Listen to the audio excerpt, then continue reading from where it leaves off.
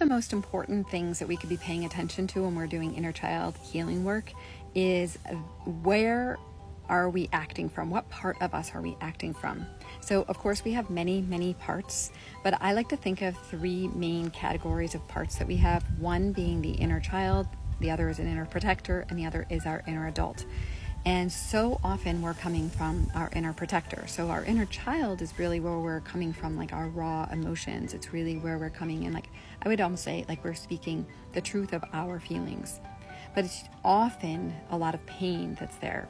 Our inner protector has arisen because we experienced so much discomfort and it was too much for us to bear as children. And so our inner protector is there to keep us safe, to not have us have to experience too much discomfort, to protect us from pain and discomfort.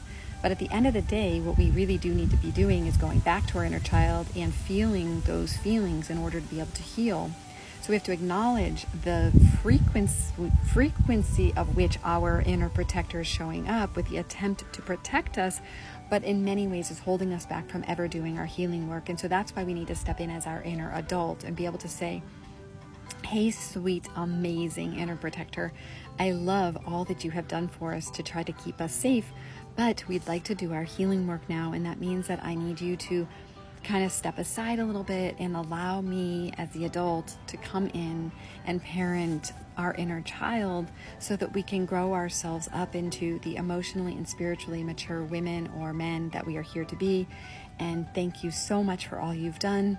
And but I want to be that safe person for my inner child. Adult self needs to be saying that to our inner child.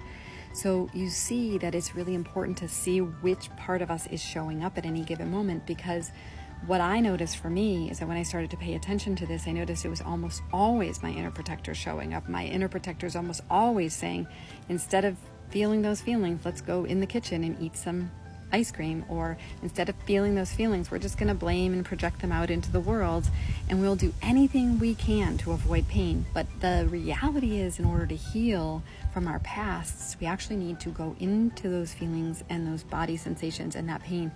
We need to go in and heal them. We need to parent ourselves, and then we can move through them. But the thing that most people don't understand is that there is the capacity to step in as your inner parent.